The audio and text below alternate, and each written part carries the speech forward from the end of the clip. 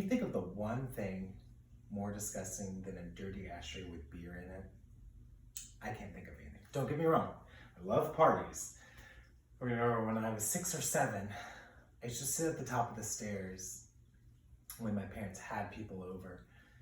My dad was pretty well up the corporate ladder, and suburban get-togethers were the in thing. I used to sit there in my Davy Crockett-footed pajamas with my face pressed against the stairwell like Oliver, and the sound of laughter and ice clinking in glasses would rush up the stairs and pour over me like the sea. Sometimes I wish I would just drown in the smoke and noise. It was the 60s. Cigarettes and booze were the norm, and I would fall asleep with my head against that banister. The rustling of dresses and the girl from Ipanema were my lullaby. I felt safe there. Parties were also a safe place for me too. I remember we had a lot of parties in high school and we smoked a lot of weed in our drum major's basement. Yes, I was a band geek, okay? Even if I was to put a sports team together, I would be the only one going out for it. And I managed to spend every Friday night in high school in a football stadium. I played the trumpet. I wasn't the best trumpet player, nor was I the most popular, but I understood the social aspect of it. I knew which drummer had a crush on which flute player, and which 2 clarinet girls I had to keep separated at all times. Was there ever drama more heartfelt or earnest than when we were 17? Anyways, I knew what everyone drank, who couldn't miss their curfew, and who was making out in the guest bathroom. I was a pro. Anyways, I always was invited, and I always went, and I always managed to play host, even though I never had a party at my own place. Well, the moment I got a scholarship, I flew as fast as I could on that scholarship out of high school. All my new friends said, "Hey, you should make party planning a career." I was like, really? Nah, that wasn't for me. To take something that I love so much and make a job out of it, then I wouldn't like? No, thank you.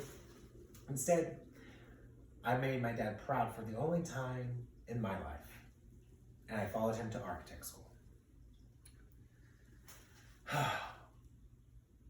I was still organizing walls and stairwells instead of organizing punch bowls and unacquitted crushes.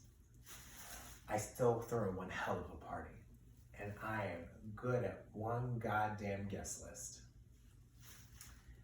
No enemies and no exes. Well, unless you're a lesbian, and then we all know it takes about 5 or 6 breakups before it actually becomes real. And the planning and the party aspect is not even my favorite part. Granted, yes, I did manage to make 2 costume changes instead of 1 tonight. It's the after part that I really like. When everyone's leaving and they've given their last 15th drunken hug and pretentious air kiss, it becomes quiet and I start to pick up. When I was younger, it was kind of like a game to me. I would sneak downstairs while my parents were sleeping off their Manhattans and recreate the scene from all the evidence that I saw. I was like a little gay Sherlock Holmes. For instance, a ashtray with a cigar butt and 3 vantage lights with coral lipstick. Yeah, my dad's boss was flirting with his secretary again. Or, for instance, a tissue with Avon's cherries in the snow used by the guest bathroom. Someone was kissing someone they wasn't supposed to. Like tonight, I was trying to recreate all the silent moments while I was praying host. For instance, 2, this empty tissue box was full before the party started. But we started talking about all the last times we saw Scott in the photos.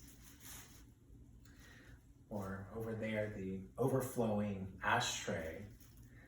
That's where Tina decided to chain smoke instead of cry, because she doesn't cry. She doesn't like to see her mascara run.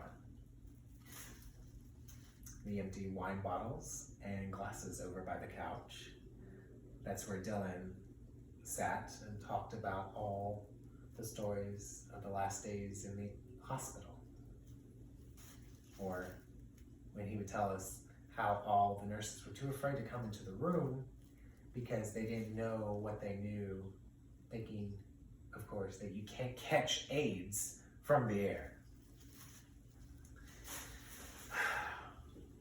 Or, for instance, too, these ACT UP flyers.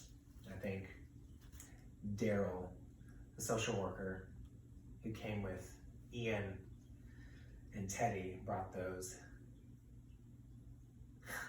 You know what? I think I might go to one of those meetings. I'm really good at organizing people. Or, Lord, like this chair. This was Scott's favorite chair. He used to come to all the parties.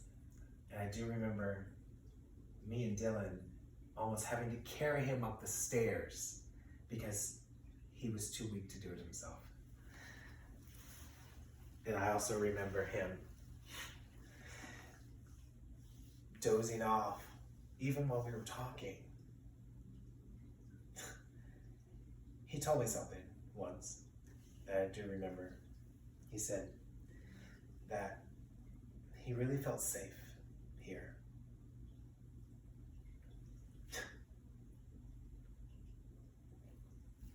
I wish that was true. I wish that we all were safe. I wish